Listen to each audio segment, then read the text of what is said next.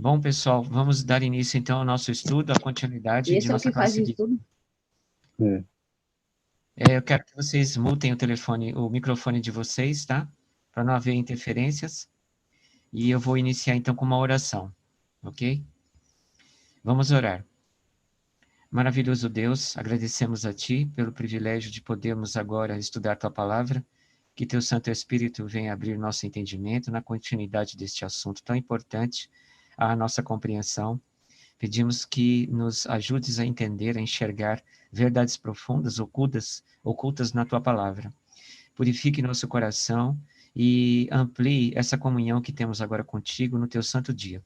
Agradecemos a Ti pelo privilégio de aprendermos e enxergarmos os Teus tesouros escondidos, mas que Teu Santo Espírito possa, assim, impressionar nosso coração a vivermos uma vida de santidade a Ti, nessa grande luz que temos recebido das Tuas mãos. Em nome do Senhor Jesus, te agradecemos por tudo e te pedimos. Amém. Amém. Nós vamos dar continuidade a partir de Isaías, no capítulo 14, porque o estudo anterior nós estávamos em Ezequiel, capítulo 28, né? E agora nós vamos entrar aqui em Isaías, capítulo 14, nos versículos 12 até o versículo 15. Nós vimos nos estudos anteriores o início, o despontamento da rebelião de Lúcifer, as razões que ocorreram esta rebelião, né? E verificamos que Satanás ele não tinha nenhum fundamento de dar atenção ou preferência ao pecado. Na verdade, o pecado era algo absolutamente desconhecido entre os anjos celestiais, e justamente por ser desconhecido, passou a ser um caminho novo e de grande interesse no coração de Lúcifer. No versículo 12 do capítulo 14 de Isaías nos diz assim: Como caíste desde o céu, ó Lúcifer, filho da alva. A palavra Lúcifer, do latim, significa portador de luz. E filho da alva é a expressão em hebraico, né? O texto original em hebraico. O interessante é que a palavra filho da alva tem uma representatividade importante, porque a alva é o nascimento de um novo dia. E o fato de ele ser o filho da alva significa que ele estaria sempre renovando suas forças por toda a eternidade. Assim, quando nós renovamos nossas forças, quando nos levantamos a cada momento, a cada dia. Então, neste renovar das forças, indicado aqui pelo texto de ele ser o filho da alva, estaria então indicando o fato de ele ser um ser eterno. E a eternidade de Lúcifer era uma característica fundamental da perfeição. O fato de ele ser o filho indicaria também a realidade de que ele era um ser perfeito. Ele não tinha nenhum defeito. Mas as escrituras colocam uma exclamação de ênfase aqui. Diz que ele caiu. Como caíste desde o céu? Essa queda, ela não é apenas uma queda geográfica, saindo de um lugar alto para um lugar oculto e embaixo. Não é exatamente isso, mas seria na realidade uma queda de vitalidade, uma perda total de eternização de sua existência. E essa queda seria a sua debilitação, a sua autodestruição. Só que essa autodestruição, que seria o princípio ativo do pecado, ela teria características gradativas, não seria imediatista. Ou seja, quando Lúcifer deu o passo para rebelar-se contra Deus, ele não agiu dessa maneira de uma forma imediata. Ele foi gradativamente se rebelando, colocando-se em oposição ao governo de Deus. E essa gradatividade não representaria de que o caminho que ele estava tomando era o correto. Na realidade, é que o que estaria representando é a misericórdia de Deus, a longanimidade de Deus que estava vindo sobre ele.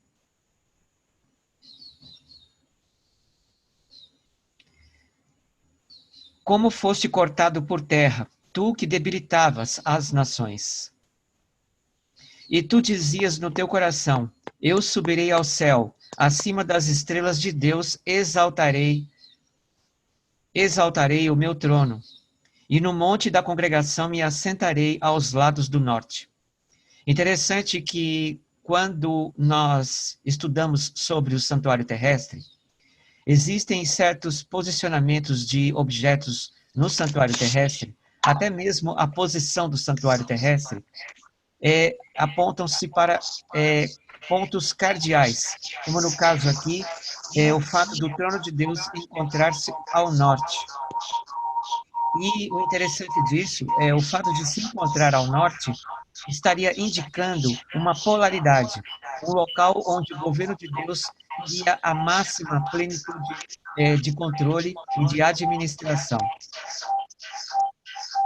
Eu quero pedir à irmã Elza que possa mutar o microfone para não dar interferência, irmã, por gentileza. Então, neste caso, diante dessas circunstâncias, Lúcifer, ele almejava ocupar o trono de Deus. A Bíblia diz aqui que ele queria estar acima das estrelas de Deus. Na realidade, na glória de Deus, existe realmente um local, um lugar, que nós podemos chamar de um local sublime, ou o excelso da glória. E o excelso da glória, onde existem as estrelas de Deus, como a Bíblia aqui revela, seria, na verdade, um lugar em que a plenitude da divindade estaria localizada. E é justamente na região norte do governo de Deus. Quando nós usamos essa estratégia geográfica, vamos dizer assim, ou de um ponto cardeal como o extremo norte, recentemente cientistas têm tentado pesquisar o posicionamento polar de extremos no universo. Então, eles têm observado que o universo realmente ele tem uma posição norte, sul, leste e oeste. E isso tem sido estudado com bastante cautela, porque existem interferências gravitacionais no universo e que atrapalha o posicionamento desses pontos cardeais. E o curioso disso é que antigamente compreendia-se que o universo não tinha essas condições, essas características. E, no entanto, na ocasião, contradizia a Bíblia, porque a Bíblia diz que pelos lados do norte estaria o trono de Deus. E o impressionante é que, recentemente, os cientistas estão trabalhando justamente nessa localização do norte, do sul, no universo. E eles têm conseguido detectar comprovações, vamos dizer assim, astronomicamente espaciais de localização desses pontos no universo. E isso é bastante curioso, porque aí sim começa a se comprovar com a Bíblia Sagrada, nesse sentido. Tá? Essas estrelas que estão justamente emanadas da glória de Deus, elas estão relacionadas com a mediação de Cristo. E as estrelas de Deus, elas têm que existir na sua glória manifestada, porque ali serve para ser mantida o espaço e o tempo do governo de Deus. Uma vez que ninguém pode acessar a presciência de Deus, como Lúcifer muito desejava, fazer parte do concílio da eternidade, do concílio do governo de Deus, as estrelas de Deus, elas têm esse condicionamento. São realmente estrelas, tá? Só que essas estrelas, elas são diferenciadas. Elas não são estrelas conhecidas pela astronomia, pelo entendimento da ciência atual, tá? Um exemplo de estrelas desse nível, a gente pode ter aqui no nosso universo, seriam as chamadas estrelas de nêutrons. As estrelas de nêutrons, elas têm um alto poder gravitacional. Para vocês terem uma ideia, se nós pudéssemos coletar um pedacinho da estrela de nêutron, por exemplo, numa colher de sopa, um pedacinho, né? Numa colher de sopa, essa colher de sopa com um pedaço de estrela de nêutron, ela teria um peso mais ou menos de mais de 20 mil elefantes, em termos de toneladas. Isso é apenas um pedacinho do tamanho de uma colher de sopa. Isso significa que estrelas como estrelas de nêutrons são estrelas muito poderosas e são extremamente maciças. São estrelas que a gente pode compreender que elas mantêm a melhor estabilidade no nosso universo, no espaço tão grande que tem o nosso universo. As estrelas de Deus, elas provavelmente têm essa característica, tá? De manter o espaço-tempo vinculadas, mesmo assim, à glória da presciência de Deus. E isso é muito importante, porque Lúcifer, ele achava tudo aquilo maravilhoso, fantástico. E ele gostaria e desejava ter aquele posicionamento, aquele governo. Isso já fazia parte de sua inveja, de seu grande interesse, de sua cobiça a este governo da glória. No versículo 14 diz: subirei sobre as alturas das nuvens e serei semelhante ao Altíssimo. Eu ainda não conheço uma tradução que tenha dito serei maior do que o Altíssimo, tá? Porque realmente aqui a expressão semelhante, ela realmente se combina melhor com o termo original hebraico. E o interessante é que, por tratar-se de ser semelhante, significa uma aparência muito próxima da majestade de Deus. E Lúcifer, no coração dele, ele tinha compreensão íntima, e isso já é uma evidência aqui, ele tinha uma compreensão íntima de que, na realidade, ele sendo como um ser criado, ele nunca poderia ser igual a Deus. Mesmo tendo essa cobiça, esse interesse imenso de ocupar o lugar de Deus. Porque aqui a Bíblia nos informa que ele desejava ser semelhante a Deus. Isso existe aqui muita significação. Ou ele desejava ser semelhante a Deus porque ele não queria administrar um governo idêntico ao de Deus, como também ele desejaria ser semelhante a Deus porque no íntimo ele tinha compreensão clara de que era impossível ser igual a Deus. E ele não revelava essa impossibilidade, era óbvio. Ele guardava para si. Mas o desejo dele, o interesse por ocupar a majestade da glória, era algo que fazia parte já de seus intentos, de seus planos. E já estava inserido já em sua natureza pessoal.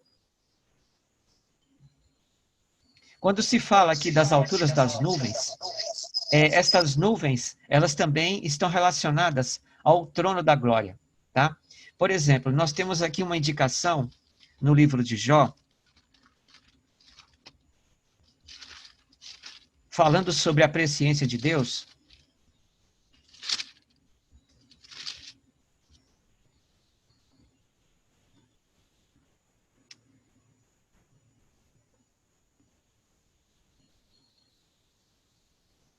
No capítulo 26 de Jó, nos versículos 8 e 9, diz assim, ó. Aliás, o capítulo 26 inteiro vai tratar justamente da presciência de Deus, por isso que é um capítulo muito difícil de ser estudado, tá? Porque diz o seguinte: prende as águas nas suas nuvens, todavia a nuvem não se rasga debaixo delas. Encobre a face do seu trono, e sobre ele estende a sua nuvem. Essa nuvem de Êxodo 26, 9, ela tem a mesma característica da nuvem que foi conhecida lá em Êxodo, no capítulo 19. Agora eu vou ver se eu encontro aqui, né?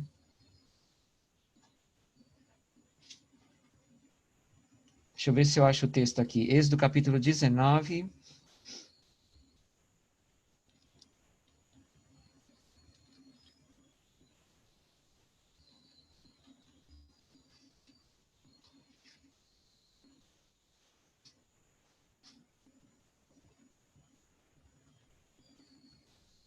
Deixa eu ver se eu acho aqui. E aconteceu, versículo 16. E aconteceu, capítulo 19 de Êxodo, versículo 16. E aconteceu que ao terceiro dia, ao amanhecer, houve trovões e relâmpagos sobre o monte, e uma nuvem espessa, e um sonido e de buzina muito forte, de maneira que estremeceu todo o povo que estava no arraial. Aí diz o verso 18, e todo o monte Sinai fumegava, porque o Senhor descera sobre ele em fogo, e a sua fumaça subiu como fumaça de uma fornalha, e todo o monte tremia grandemente, e o sonido da buzina crescendo cada vez mais. Moisés falava e Deus lhe respondia em voz alta.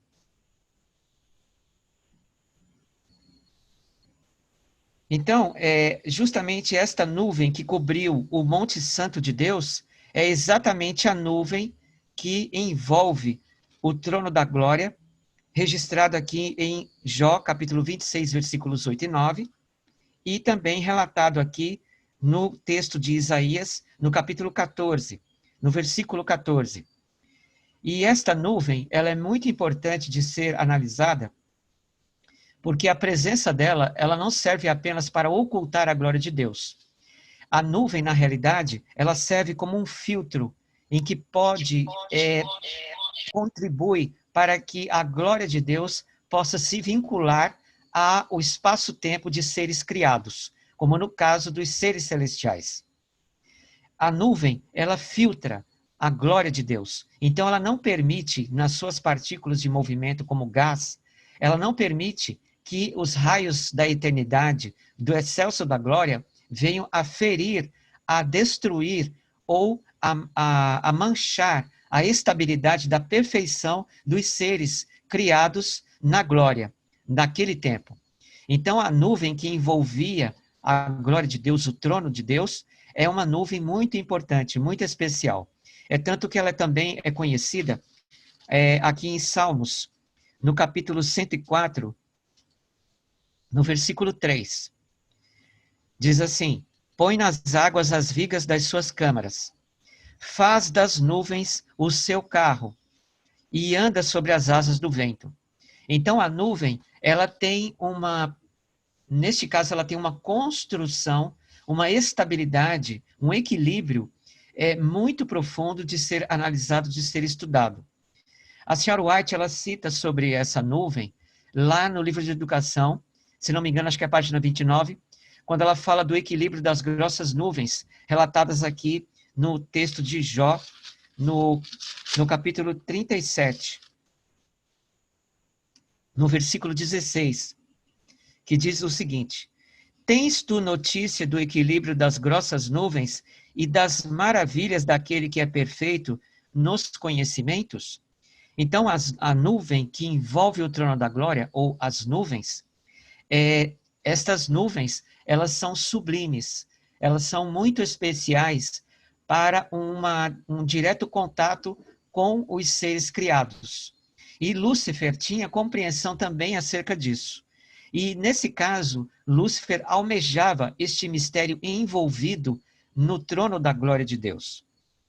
Nós estamos aqui analisando a rebelião de Lúcifer em maiores detalhes para efeito de esclarecimento, tá? E isso é muito importante para vocês estarem detalhando os versículos da Bíblia em relação à rebelião de Lúcifer, nos mínimos detalhes, cada palavra, cada versículo colocado. Por isso que ele fala no versículo 14: subirei sobre as alturas das nuvens e serei semelhante ao Altíssimo. Só que no verso 15 é dito: contudo, levado serás ao inferno, ao mais profundo abismo. Este abismo, relatado aqui no versículo 15, também não significa meramente um deslocamento geográfico. Significa, na verdade, uma situação de inteira afastamento da glória, tá? Inteiro afastamento da glória de Deus. E este afastamento da glória leva a uma condição de abismo, como se uma pessoa estivesse entrando em queda. Essa queda, ela é uma perda de vitalidade, é uma perda de equilíbrio de sua própria natureza física, é uma perda de eternização de suas partículas, de seu ser, e que ele é levado a um estado de relativismo. O relativismo é uma debilitação, é um envelhecimento, é uma precocidade de existência. Então, nessa situação, Lúcifer ele seria lançado nesse estado de coisas, afastando-se da glória de Deus.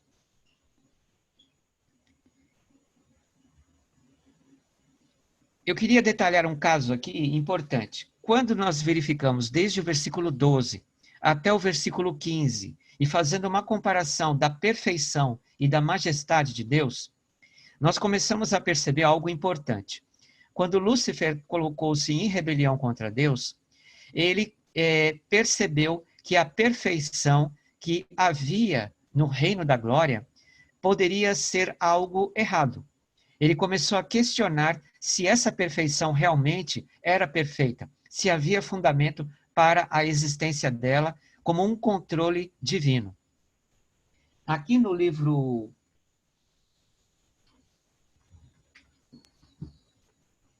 Desejado, falando sobre essa situação que Lúcifer vivia, o Espírito de Profecia nos informa o seguinte: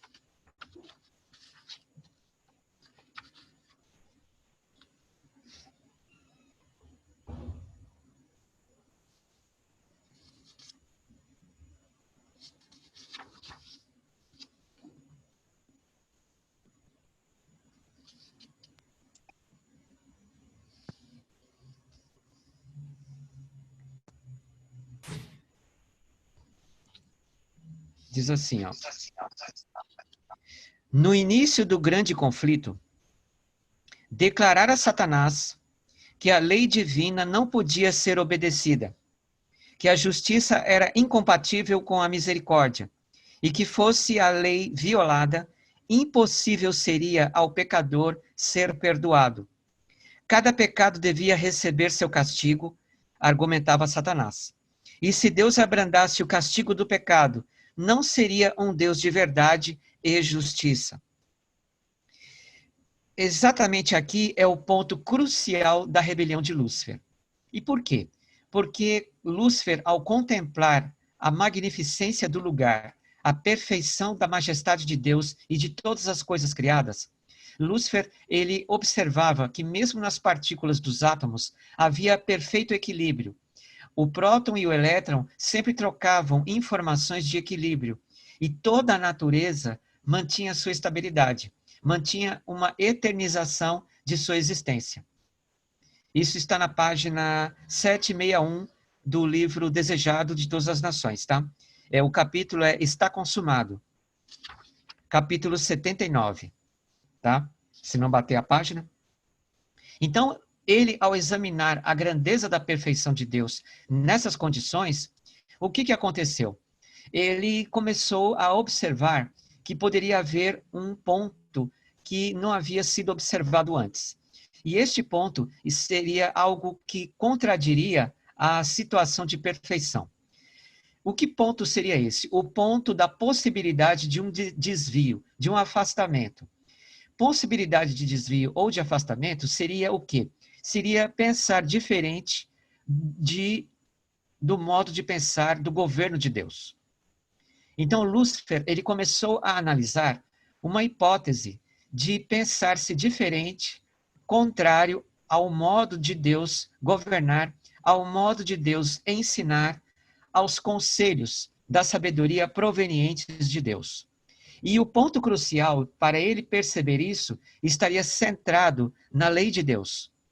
A lei de Deus, como vocês sabem, eu já havia mostrado isso antes, a lei de Deus ela não era escrita em tábuas de pedra, ela nem poderia ser.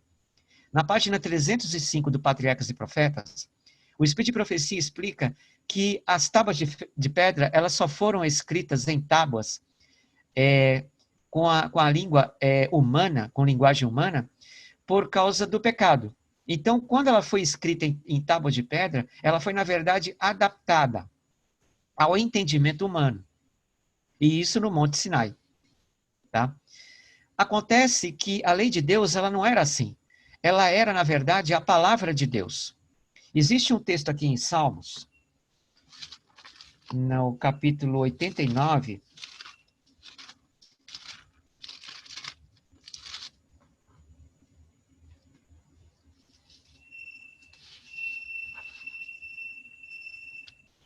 deixa eu ver aqui.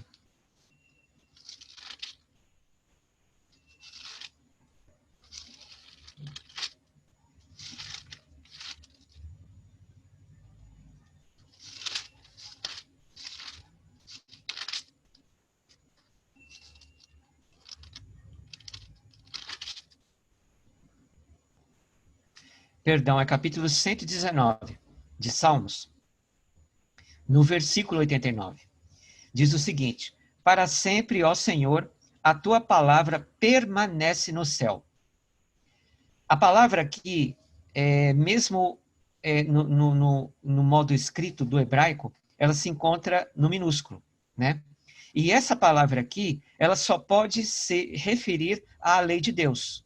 Então, na verdade, a palavra de Deus é que era a própria lei que governava, que administrava todos os céus da glória, todos os universos de seres, que administrava toda a perfeição. E Lúcifer, ele começou a observar que nessa perfeição poderia haver algo que encontraria ele o limite. Finalmente ele encontraria um limite de oposição à situação de perfeição.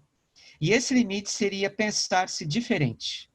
Pensar diferente, contrário à palavra de Deus, que era, na verdade, a própria lei de Deus, permanecida, e até hoje, permanecida na eternidade, que era a sua lei.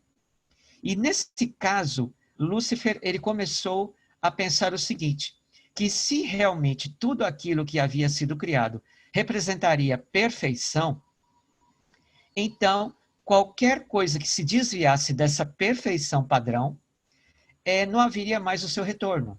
E não havendo mais o retorno de qualquer desvio, não haveria então perdão, porque Deus não poderia mais resgatar aquela criatura, aquele ser criado, para a perfeição novamente. Não poderia ele ser restaurado novamente ao seu posicionamento. Essa foi a conclusão de Lúcifer. E nessas condições, nessa situação, Lúcifer começou a chegar a uma conclusão de que a perfeição de Deus estava errada, que o governo de Deus estava errado. Nós vimos isso no estudo anterior, na página 37, do Patriarcas e Profetas, nos informando que Satanás desejava que houvesse modificações nas leis que regiam os céus da glória. Ele queria que houvesse modificações no governo das leis de Deus. Então, esse interesse de Lúcifer é porque, na verdade, ele começou a compreender que poderia haver realmente um ponto limitado à perfeição de Deus e que seria exatamente a questão de alguém tomar uma outra possibilidade sobre si mesmo, agir de forma contrária. E essa possibilidade seria a existência da iniquidade, do pecado. Na mente de Lúcifer, ele não tinha um entendimento claro de que isso era pecado. O que ele compreendia é que era uma outra forma de governo, uma outra forma de se encarar a realidade que Deus havia ali estabelecido, ou até aquele momento ele havia conhecido como um ser criado. Então, essa nova realidade seria uma nova vida, uma nova situação, uma nova condição. E Lúcifer entendeu que se alguém se desviasse para este propósito, este indivíduo não teria mais retorno, não poderia mais retornar, não poderia mais ele voltar. Aqui no Patriarcas, deixa eu ver um detalhe aqui, eu acho que eu tinha mencionado isso para vocês antes.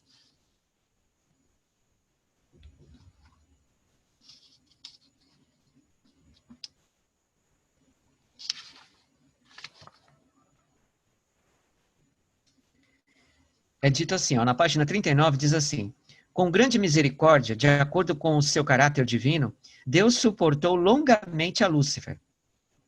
O espírito de descontentamento e desafeição nunca antes havia sido conhecido no céu.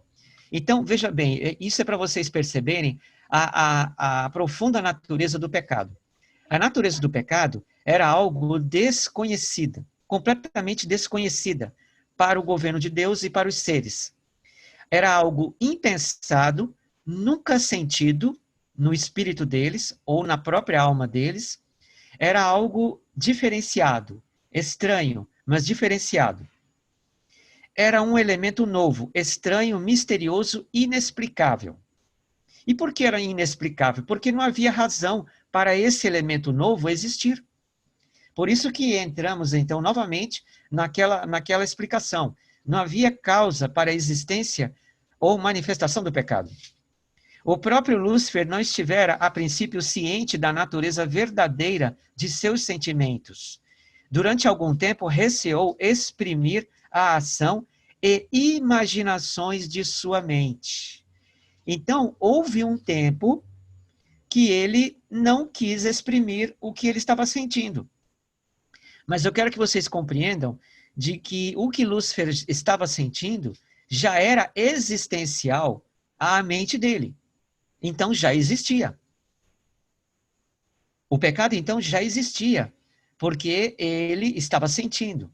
Agora, a causa disso ter começado a ser percebido por Satanás ou por Lúcifer, nós não sabemos, tá? Nós não sabemos. Isso é um mistério que nós não sabemos. A causa não.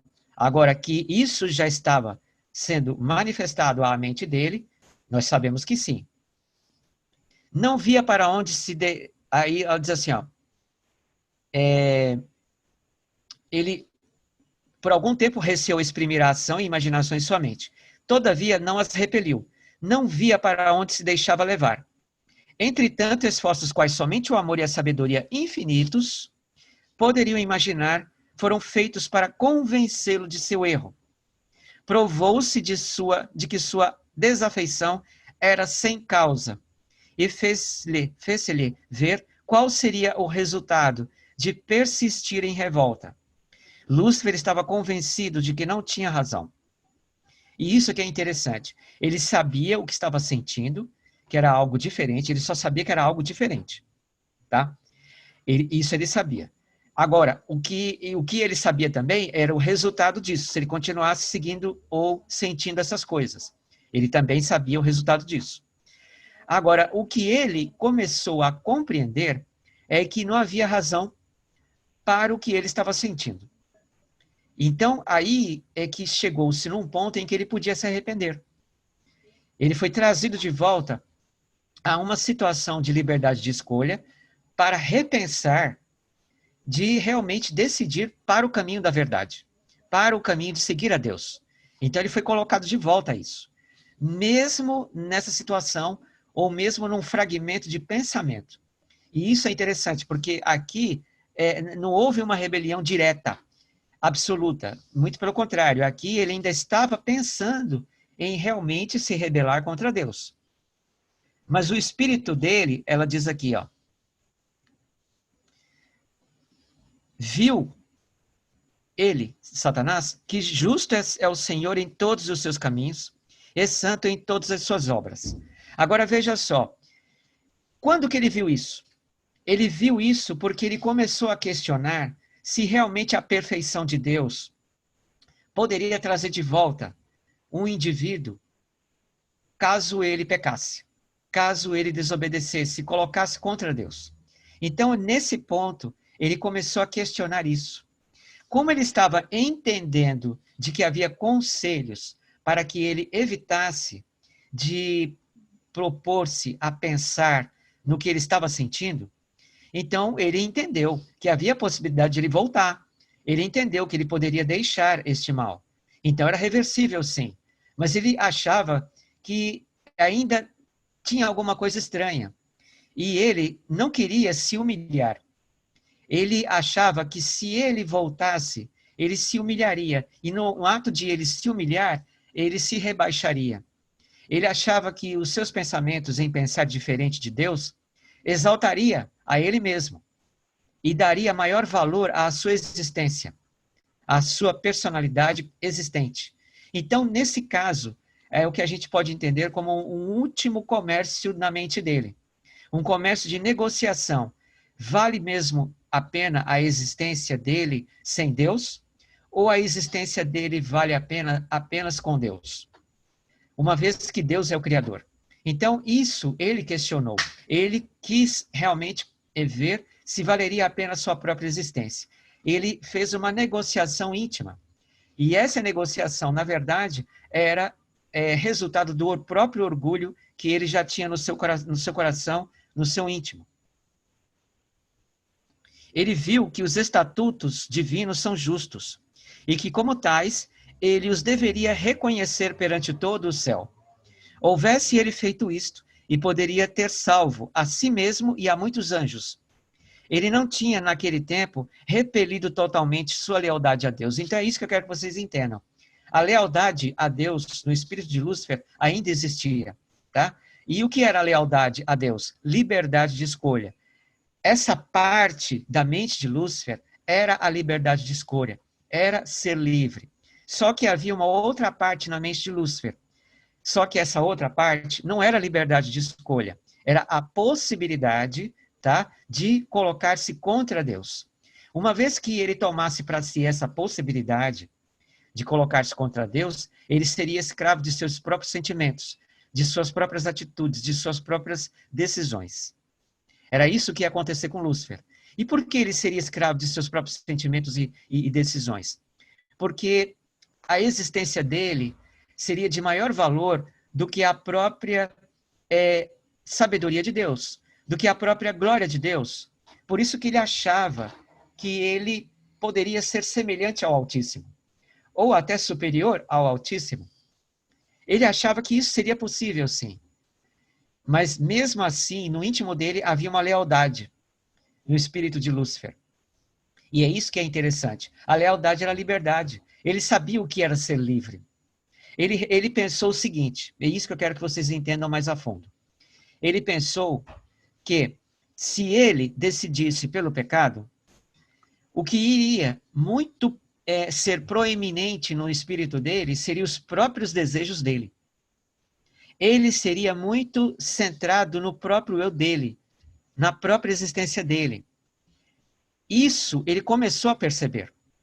Caso ele optasse em aceitar a Deus, em voltar-se para Deus, ele seria livre desse centralismo, ou dessa centralidade do eu dele.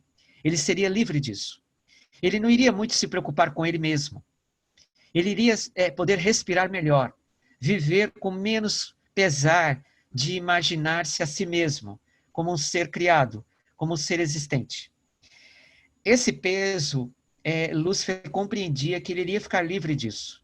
Mas acontece que existia uma coisa ainda endossada a este peso, que seria, na verdade, a vaidade, a beleza da sua existência pessoal. E essa beleza que ele tinha é o que a Bíblia chama lá em Ezequiel 28, no versículo 17, se não me engano, porque elevou-se o teu coração. Por quê? Porque ele se achava belo. Então, a beleza dele, de se achar especial, belo, de ver que possivelmente ele poderia ser semelhante a Deus e ter toda aquela glória que ele sempre contemplou, essa característica Lúcifer, ele não quis abandonar, não. Então, ele acariciou, transformou isso numa vaidade pessoal. Sendo ele vaidoso nessa condição, ele se exaltou. E é aqui que nós entramos no campo do orgulho. Porque ela diz assim, houvesse ele feito isto e poderia ter salvo a si mesmo e aos anjos, a muitos anjos. Ele não tinha naquele tempo repelido totalmente sua lealdade a Deus. Embora tivesse deixado sua posição como querubim cobridor, se contudo estivesse ele disposto a voltar para Deus, reconhecendo a sabedoria do Criador, e satisfeito por preencher o lugar a ele designado no grande plano de Deus, teria sido reintegrado em suas funções. Então ele teria que ser realmente, ou estar realmente satisfeito em se reintegrar ao governo de Deus. Essa satisfação, ele sabia que ela existia porque ele tinha consciência disso, tá? E essa satisfação era a liberdade, de não se preocupar mais consigo mesmo, de viver, de usufruir de coisas novas, de coisas maiores. Ele sabia disso, que isso era liberdade. Mas ele sentia um prazer imenso em imaginar que o eu dele, que a existência pessoal dele, seria algo especial, seria algo até provavelmente melhor do que aquilo que ele via em Deus e nos seres celestiais ao redor dele. Então, essa situação, eu bato na tecla de novo, essa situação é a possibilidade de ele tomar sobre si e tornar este algo sobre si natural ao seu espírito, era a possibilidade de ser um ser pecador, de ser um ser opositor ao governo de Deus. E isso só foi possível, ou seja, esta possibilidade só existia em Lúcifer já porque a iniquidade já estava na mente dele. E se a iniquidade não estivesse na mente de Lúcifer, haveria a possibilidade de ele ir para o mal? Não, não haveria. Por que não? Porque a existência do mal não estava na consciência de Lúcifer. O mal, ele começou na mente, e isso é muito importante frisar. Se ele começou numa região mental, então o mal, na realidade, ele não é pessoal. O mal, o pecado, vamos dizer assim, né? Para não confundir com o mal da condição de existência, tá? Então, o pecado, ele não é um ser pessoal. Ele não é um ser pessoal. Ele seria o quê? Ele seria uma distorção de uma realidade. A realidade era ele ser livre com Deus, viver em fidelidade com Deus e amar a Deus. Só que essa liberdade seria cada vez maior. Cada vez maior seria a liberdade. É isso que é interessante também vocês compreenderem. A liberdade de escolha, ela não se limita apenas de você estar entre duas instâncias para você decidir. Não, não. A liberdade de escolha, ela vai muito longe, tá? Ela nasce nessas duas instâncias, ou ela nasce na posição de você se achar entre duas evidências, né, para você seguir. Isso é o que nasce a liberdade de escolha. Mas a extensão da liberdade de escolha, ela vai muito mais, ela vai além. O que era a liberdade de escolha, então, para Lúcifer, se o pecado não existisse? A liberdade de escolha para Lúcifer seria escolher entre viver com justiça ou viver com misericórdia. Era essa a liberdade de escolha que Lúcifer tinha. E se ele escolhesse a misericórdia, seria pecado? Não. E se ele escolhesse a justiça, seria pecado? Também não. Então, escolhendo ele a justiça, ou escolhendo ele a misericórdia, as ações de Lúcifer seriam ações livres, de modo tal que ele pudesse viver em perfeição.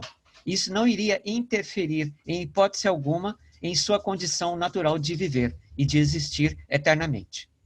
Esclarecendo mais, a liberdade de escolha no céu sem o pecado, ela se caracteriza no equilíbrio.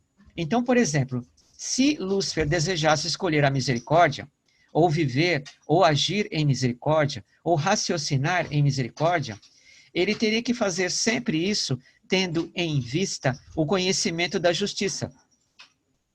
Tá? Por quê? Porque a justiça seria sempre um comparativo para ele entender a amplitude da misericórdia na mente dele.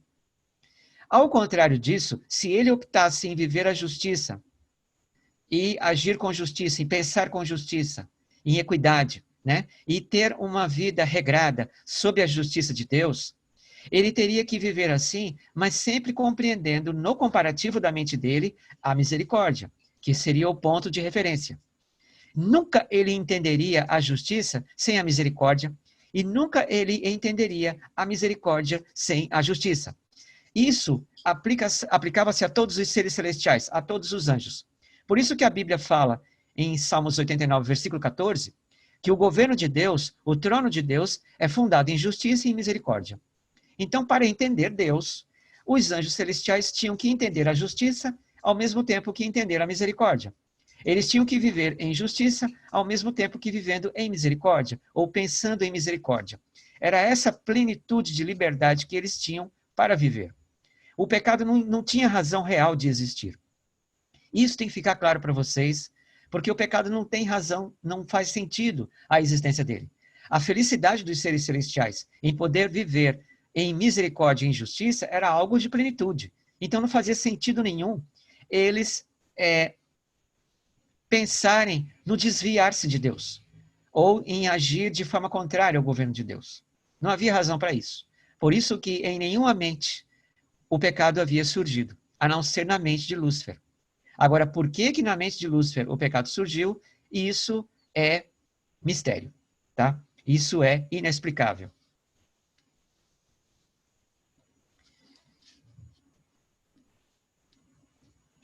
Aí ela diz o seguinte: chegado era o tempo para uma decisão final. Deveria render-se completamente à soberania divina, ou colocar-se em franca rebelião. Quase chegou à decisão de voltar, mas o orgulho o impediu disto. O orgulho, então, passou a ser a base, o fundamento da rebelião de Lúcifer. Tanto o orgulho quanto a inveja. Os dois pilares da revolta de Lúcifer contra Deus. E o interessante é que o orgulho, ele tinha como fundamento a ideia de que ele poderia governar melhor que Deus. Por quê? Porque ele tinha certeza de que se alguém se desviasse de Deus, este alguém não tinha perdão. Não havia perdão para essa pessoa, para este ser. E se não houvesse perdão, então Deus não poderia agir de amor, não poderia ser um Deus de amor, porque aquele ser, obviamente, deveria receber o castigo que ele merecia. A justiça, então, de Deus seria implacável. Ele teria que ser destruído. Foi aí que Lúcifer raciocinou muito sobre esse ponto. E quando ele tomou essa atitude de revelar para os anjos essa situação, como está escrito aqui no Espírito de Profecia, né?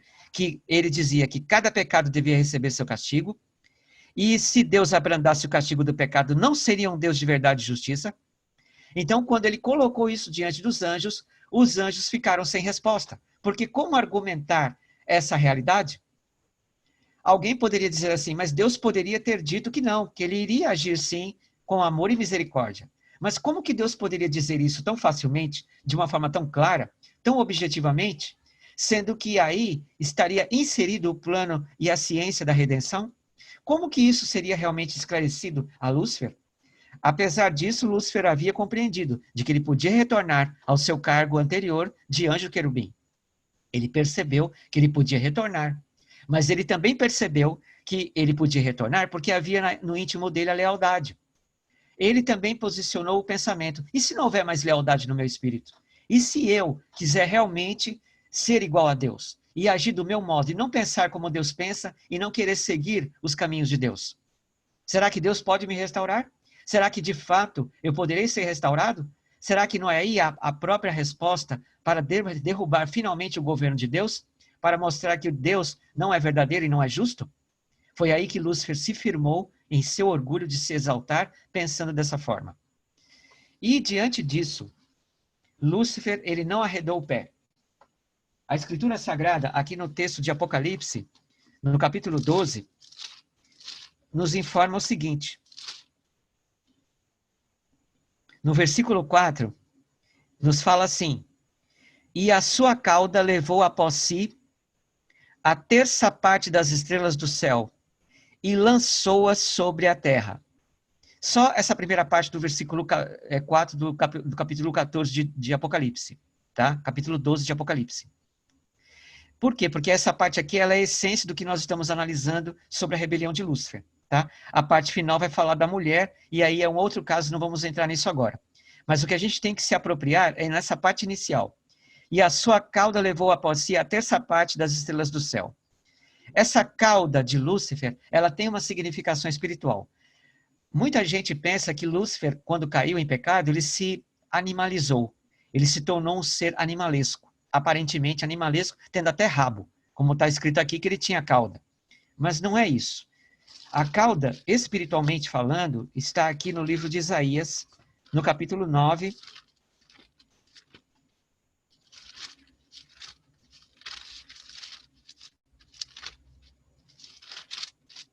no versículo 15.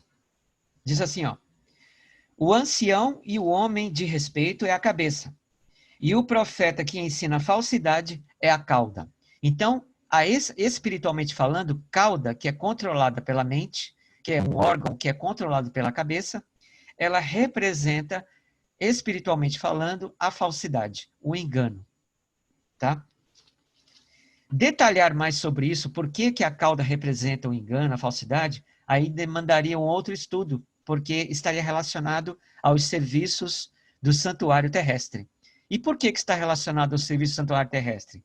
Porque cauda aqui é de um animal, e o animal ele está inserido na cultura dos cultos cerimonialísticos do serviço do santuário terrestre. Então isso já nos demandaria a um outro estudo sobre isso, tá? De uma forma mais profunda.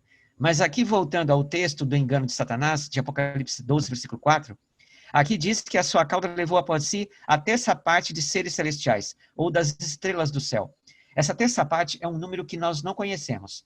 E este grande engano, por ele ter levado tanta gente, tantos seres à revolta contra Deus, é porque ele abordou exatamente um ponto que era irrefutável, aparentemente irrefutável, de que Deus não poderia perdoar àquele que se desviasse em pecado.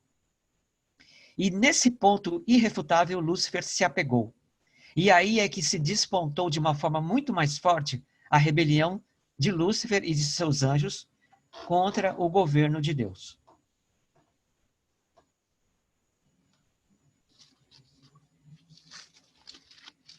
Um ponto aqui que tem que ser melhor esclarecido, a gente vai dar uma olhada agora em Êxodo. Êxodo capítulo 34, versículo 7.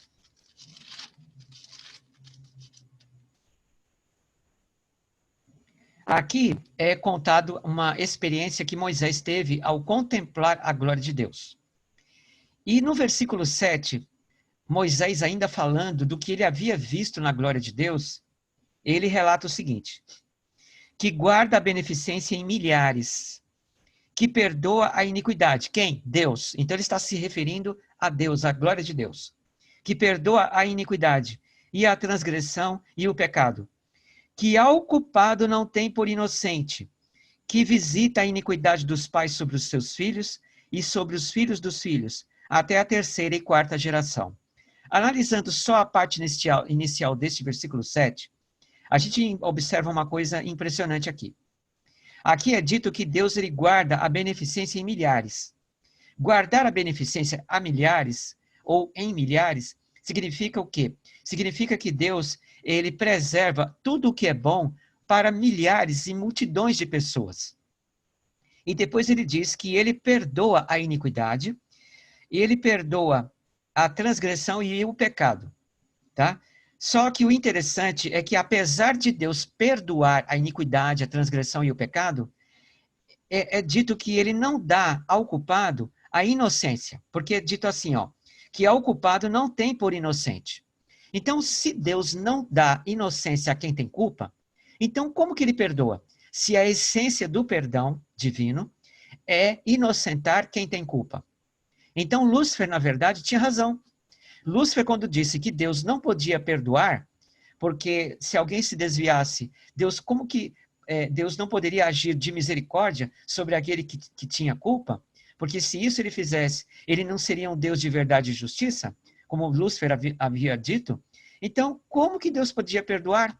O texto aqui, ele dá uma impressão aparente de ser contraditório, tá? Porque nesse texto há uma discrepância de sentido. Uma vez que é dito que Deus perdoa o pecado, como que agora ele não perdoa o pecado? Como que isso fica, então, estabelecido? Como podemos compreender a relação entre Deus perdoar e não perdoar ao mesmo tempo? Então, nessa situação de Deus não declarar inocência a quem tem culpa, é que nós vemos o que é realmente o perdão de Deus. Porque Lúcifer, ele acusou a Deus de que Deus não perdoava. E Deus concordou com Lúcifer nesse fato, de que ele realmente não inocenta quem é declarado culpado. Se Deus fizer isso, ele estará consentindo com a iniquidade do culpado, ou o pecado do culpado. Então, como que ficaria então essa situação? Diante do fato de que o Espírito de Profecia declarou que Lúcifer, ele se rebelou em dizer que Deus não perdoava o pecador. E que a perfeição, então, estaria errada, porque a perfeição inadmite, não aceita nenhum vestígio de iniquidade. Lúcifer tinha razão. Nesse caso, como então que Deus perdoaria? Como explicar o perdão de Deus? Existe também um outro texto no Antigo Testamento, ele se encontra aqui no livro de Naum. É um livro um pouquinho difícil de achar, né? Mas ele se encontra aqui depois de Miqueias, tá? É Naum. Depois de Miqueias, Miqueias é depois de Jonas. É Naum, capítulo 1, versículo 3. No Antigo Testamento, diz assim, ó: o Senhor é tardio em irar-se, mas grande em poder. Aqui já mostra a grandeza da misericórdia de Deus. Mas apesar de Deus ser misericordioso, de ser Deus longânimo, o texto muda de repente. E ao culpado não tem por inocente. Ora, então Deus, ele é extremamente justo. E o interessante é que Deus, não perdoando quem tem culpa, porque realmente não declara inocente o culpado, a Bíblia diz aqui no próprio verso que o Senhor tem um caminho na tormenta e na tempestade, e as nuvens são o pó dos seus pés. O que isso significa? Significa que Deus prefere atravessar a tempestade, a tormenta, tá? Ele prefere utilizar tudo isso como caminho próprio do que simplesmente declarar o culpado como inocente. Ou seja, de consentir que a iniquidade seja inocentada. De que o indivíduo como culpado seja inocentado. Então, ao invés de Deus declarar que o inocente tem, que o culpado tem inocência, Deus ele prefere atravessar a tempestade. Por isso que diz que são o pó dos pés dele. Então, Deus prefere 1000 vezes a tempestade, o sofrimento, a morte, a destruição, o que vocês imaginarem, tá? Ele prefere 1000 vezes isso, do que inocentar quem tem culpa. Isto representa a perfeição, a magnitude de Deus. E Lúcifer acusou a Deus sobre este aspecto. Então, ele ganhou a terça parte de anjos celestiais e houve uma tremenda batalha no céu. A Bíblia nos informa sobre isso. Eu vou ler só mais um pouquinho, tá? Porque já está com o tempo avançado. Aqui no Apocalipse, no capítulo 12, nos é dito sobre uma batalha. É no versículo 7, tá? Apocalipse capítulo 12, versículo 7. Nós vamos analisar aqui até o versículo 10. Diz assim, ó. E houve batalha no céu. Miguel e os seus anjos batalhavam contra o dragão, e batalhavam o dragão e os seus anjos. O verso 7, ele está mostrando uma coisa muito profunda aqui. Ele mostra que houve uma batalha no céu. O que seria essa batalha? É uma batalha ideológica? Sim. Mas é uma batalha física também? Sim, também é física. Aqui no... Tá. Eu vou deixar só esse último texto, tá? Para vocês, e a gente encerra por aqui. No Profetas e Reis, na página 176, só para explicar um pouquinho o que é essa batalha, tá? O que seria essa batalha aqui? Ela diz assim, ó.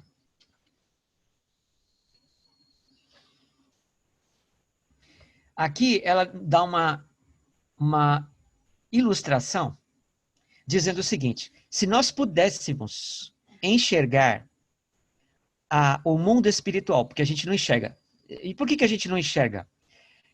É porque existe alguma coisa tampando? É mais do que isso. É porque nós somos cegos. Na realidade, nós estamos debilitados no pecado. Então, o que acontece? Ela diz assim, ó. Pudesse nossa visão espiritual ser ativada. Então, a gente não tem essa visão ativada. Ela está desativada. E onde ela é ativada? Pela fé. Né? Quando a gente tem fé. Mas depois a gente analisa isso melhor. Agora veja. Pudesse nossa visão espiritual ser ativada e veríamos almas encurvadas sob a opressão e carregadas de aflição, oprimidas como carretas sob pesada carga, e prestes a perecer em desencorajamento. Veríamos anjos voando em auxílio, desses tentados. Veríamos anjos voando velozes em auxílio desses tentados, forçando a retroceder as hostes do mal que os sitiavam e colocando seus pés sobre firme plataforma. As batalhas entre os dois exércitos, anjos de Deus e anjos de Satanás, são tão reais como as travadas pelos exércitos deste mundo, e do resultado do conflito espiritual dependem destinos eternos. Então, quando houve a batalha aqui no Apocalipse capítulo 12, versículo 7, isso aqui, gente, que eu li, está na página 176, tá? Do Profetas e Reis, capítulo 13. Então, aqui no Apocalipse 12, versículo 7, quando é dito que houve batalha no céu, essa batalha foi uma batalha real física, de poder sobrenatural contra poder sobrenatural. E aqui é dito que Miguel e os seus anjos batalhavam contra o dragão. Por que Miguel apareceu aqui? Miguel é, na realidade, Jesus Cristo. A gente vai ver isso no próximo estudo, sábado que vem, tá? Não vou poder detalhar isso agora. Mas a gente vai ver isso no próximo sábado, que Miguel é o próprio Jesus, tá? E por que ele estava aqui na forma de Miguel? Porque Miguel, a palavra em hebraico, significa quem é semelhante a Deus? É uma pergunta. Então, Miguel, que vem do hebraico, significa uma frase. Quem é semelhante ao Altíssimo? Quem é semelhante a Deus? Então, só ele poderia ser semelhante a Deus, ou ser igual a Deus. E por ele ser igual a Deus, então, ele toma sobre si a mediação como Miguel. Ele se coloca entre os seres criados e os seres entre os seres criados e o ser incriado, que é Deus. Então ele se torna o mediador do excelso da glória para com o infinito, que seriam os seres criados. Nessa situação, nessa condição, ele só poderia lutar contra Satanás, é isso que vocês precisam compreender. Jesus só podia batalhar contra Satanás na vestidura de Miguel, ou seja, como mediador intercessor. E por quê? Porque se ele agisse como Deus, simplesmente Lúcifer teria sido decretado seu juízo, sua condenação para sempre. Então Deus não luta contra seres criados. Se ele lutasse, decretar-se-ia já a condenação direta, então ele já deixaria de existir. Nem haveria necessidade de batalha. Só que nesse caso tinha que ser Miguel, vestido-se de batalha. E por quê? Porque em Miguel, os anjos celestiais de Deus iriam compreender as desferidas, as ações de ódio, intenções de pensamentos por parte dos anjos maus e de Satanás, no momento em que houvesse o apelo físico, o ataque físico, tá? Em cada ato, em cada gesto de ataque físico, os anjos celestiais, por meio de Miguel, iriam ver a real intenção de cada anjo seguidor de Satanás e a própria intenção de Satanás. Qual seria a intenção? A intenção de estar batalhando pela justiça? A intenção de estar sofrendo injustamente? Seria esta a intenção observada pelos anjos celestiais. Mas isso só seria possível com a presença de Miguel. Por quê? Porque nós vimos em 1 Reis 8:39 que somente Miguel, ou seja, Deus, pode ler os corações. Então é por isso que Miguel entra em batalha contra os anjos de Satanás, porque não seria apenas um conflito de ataques marciais, mas por meio de cada gesto marcial de combate, as intenções de Satanás e as intenções e pensamentos dos anjos maus seriam examinados pelos próprios anjos celestiais que estavam ao lado de Miguel. E por que haveria este exame? Porque Miguel, somente por meio de Miguel, os anjos de Deus compreenderiam a real natureza do pecado. Por isso que a batalha tem que vir por meio de Miguel. Ok? Então, gente, vou parar por aqui, tá? Nós paramos aqui no versículo 7 do Apocalipse 12 e no próximo sábado nós continuaremos. Quando nós terminarmos este estudo sobre a origem do pecado, vocês terão minutos, até mais do que isso, de vocês estarem sendo livres para perguntar, tá? Vocês podem anotar as perguntas agora, vocês podem perguntar depois, quando nós tivermos terminado este estudo, e vocês poderão fazerem perguntas de maior esclarecimento, tá ok? E entendendo que este estudo que estamos fazendo na classe bíblica, ele é mais detalhado, é porque tem que ser assim, de uma forma mais gradual, para que todos possam compreender de uma forma unânime, tá? Acerca da rebelião de Lúcifer, para não ficar aquela coisa superficial de sempre, que a gente às vezes tem ouvido por aí, né? Então, é só para ficar mais detalhadamente claro para vocês, tá certo?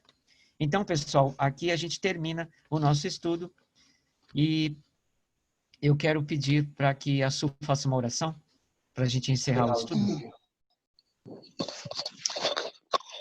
Desliga o microfone. Oremos. Pai querido, agradecemos a Ti pela oportunidade de novamente abrirmos as Escrituras e aprendermos mais da Tua Palavra. Que tudo que foi dito aqui possa entrar dentro de nós e frutificar e que possamos passar adiante, que não morra esse assunto, esse tema, esse conhecimento conosco, mas que seja passado adiante, porque quando ensinamos, aprendemos mais ainda. Uma boa semana para todos, um bom fim de tarde, fim de sábado, estejas conosco, perdoe os nossos pecados e abençoe cada família aqui. É o que te pedi, agradecemos, em nome de Jesus, amém. Amém.